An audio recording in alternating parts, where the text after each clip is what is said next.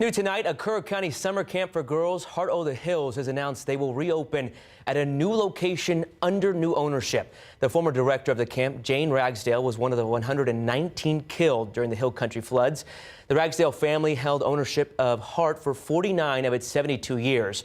In a news release, it states the new owners, Elizabeth and John Hay, took ownership earlier this month. A 70-acre site is now under construction and will be located along the North Fork of the Guadalupe River in Hunt, about 7 miles away from its previous spot. Registration for the 2026 summer season is now open, but the camp said it is not accepting deposits at this time. And taking a look at live cam, those cooler temperatures are here, but the big story of the day has been those strong winds, Shelby.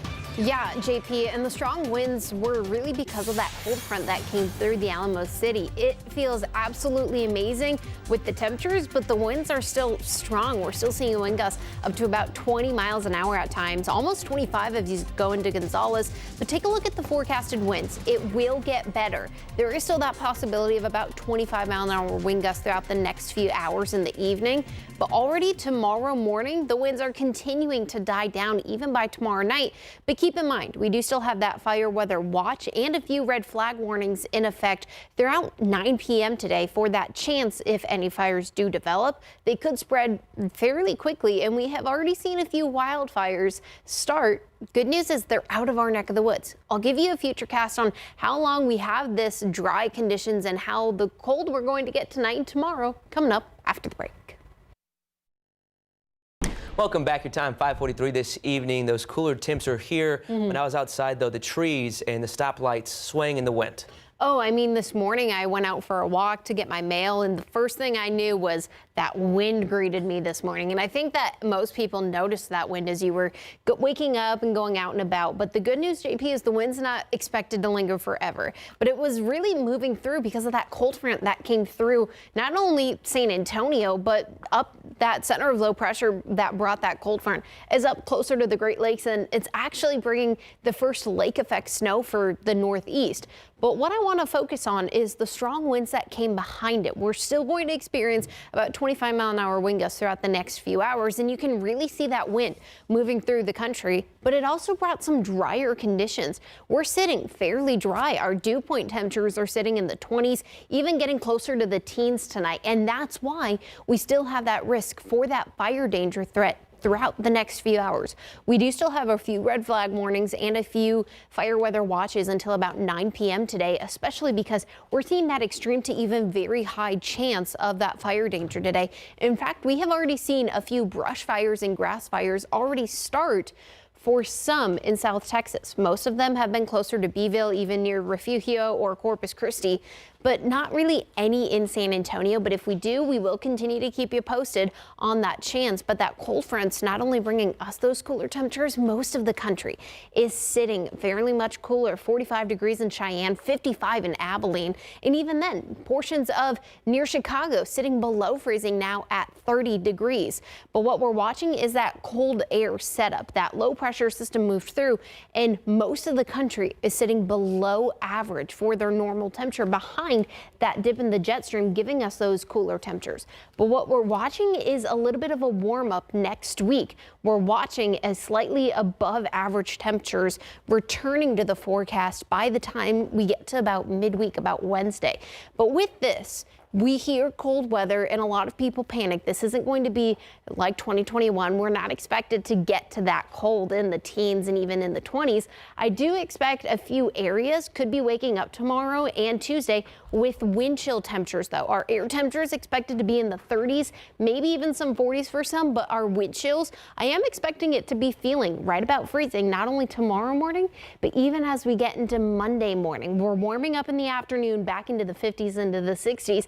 But Tuesday morning is going to be the last morning we're watching for that potential for some cooler temperatures. In fact, how cold are we actually going to get? Well, tomorrow morning, most of the areas in the Hill Country do have a freeze warning in effect just for that chance of seeing a light freeze being possible. We're not expecting that in San Antonio, but Tuesday morning, we could get some of those cooler temperatures. It's not going to be a widespread freeze, though, and that's the thing I want to stress. we're not expecting to see everyone see those cooler temperatures, but all that color, those colors in the pink, that's where we're seeing those cooler temperatures being possible. So I just wanted to remind a few people that yes, we're still going to be sitting a little on the cooler side, but that doesn't mean everyone's going to have that chance for that freeze. So just remember to bundle up, especially some of those kiddos going to school tomorrow and Tuesday.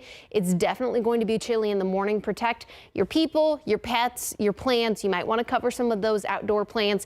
Bring them inside for your pets. And if you do have an older home, you might want to let those faucets drip, just to prevent them from freezing, especially Tuesday morning, especially for some areas that might already see some cooler temperatures tomorrow. And remember to stay weather aware if you do get below freezing. Remember, it's not going to get cold for everyone, but some areas might see the temperatures below freezing as well. So just keep that in mind. And if you love the heat, well, we're returning back to the 80s by Wednesday and Thursday. Finally seeing some sort of rain being possible Saturday because, guys, yet another cool front and cold front is making its way to Texas. 37 and 36. I said it yesterday. Getting up on a Monday morning is tough enough as it is when it's that cold. I need some extra time. I'm gonna need some extra time to get out of bed. Thanks for that, Shelby. The Cowboys didn't have to worry about any losses this week. They're on bye, and the Texans with a huge comeback win. Yeah, unlikely win. Without C.J. Stroud, Davis Mills, he helps the Texans stage an impressive comeback over their division foes. Also, the UTSA women's soccer team, they capture the conference crown for an automatic NCAA tournament berth. That and more coming up after the break. Davis Mills starting for C.J. Stroud, who sustained a concussion last week as the Texans host division rival Jacksonville.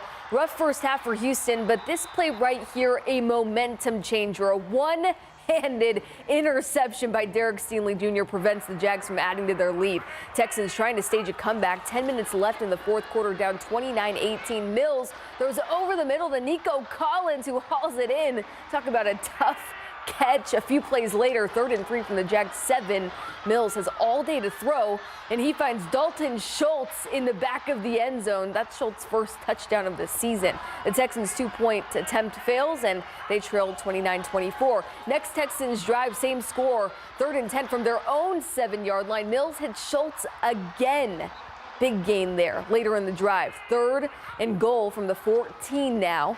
Mills drops back to pass, but instead scrambles left, runs and dives for the pylon touchdown. Mills with the late game heroics. Texans failed the 2-point attempt, but they lead by 1 point. 7 seconds left. Last chance for the Jags. 1st and 20 from their own 35. Lawrence steps up in the pocket, but he's hit from behind. The ball's loose right into the arms of Sheldon Rankins. Rankins runs it all the way back for the touchdown.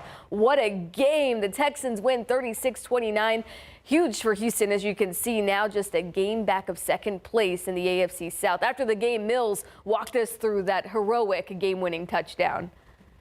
We ended up calling a play that we had already called in the game. They kind of just sat back in zone coverage, and as I was getting through my progression, scramble lane opened up kind of in the same direction as where Woody's check down was, and as I pushed up in the pocket, he ended up making a big time block, and I was able to find a way in the end zone. Well, last night, De'Aaron Fox made his highly anticipated return to the hardwood, and it went about as well as it could have for someone that has missed months and months of basketball. Once he settled into the game, Fox put up 24 points in his first game back from a hamstring strain and pinky surgery as the Spurs defeated the Pelicans 126-119 for their 7th win of the season. And what we saw last night was just the 6th game Fox and Victor Wembanyama have played together. After the game, Fox gave his take on how he and Wemby and Steph Castle complement each other.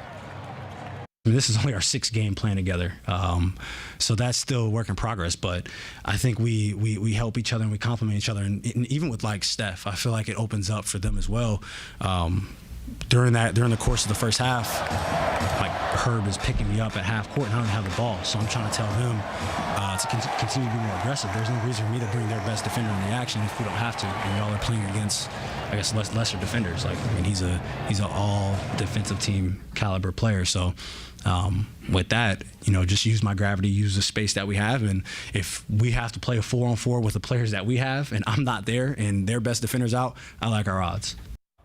Yeah, exactly. Lockdown Fox, but there's a lot more talent for other teams to worry about when facing the Spurs. Tomorrow, San Antonio is back in action on the road visiting the 6-3 Bulls. What a spectacular finish in Florida. The UTSA women's soccer team has captured the AAC championship, defeating Rice 1-0 thanks to an overtime goal from Bree Kerrigan. The redshirt freshman was named the tournament's most outstanding offensive player. The Roadrunners proved a lot of doubters wrong after this spectacular conference playoff run, and now UTSA waits its opponent for the NCAA tournament. I'm not going to lie. We had a chip on our shoulder because I think the coaches picked us 8th, and I think there's some pundits out there that picked us to finish dead last in this league this year. So for us to be sitting here, finish tied for 3rd in the league standings, and walk away with this tournament trophy and be the only one left standing is a tremendous amount of satisfaction. All right, we'll be right back after the break.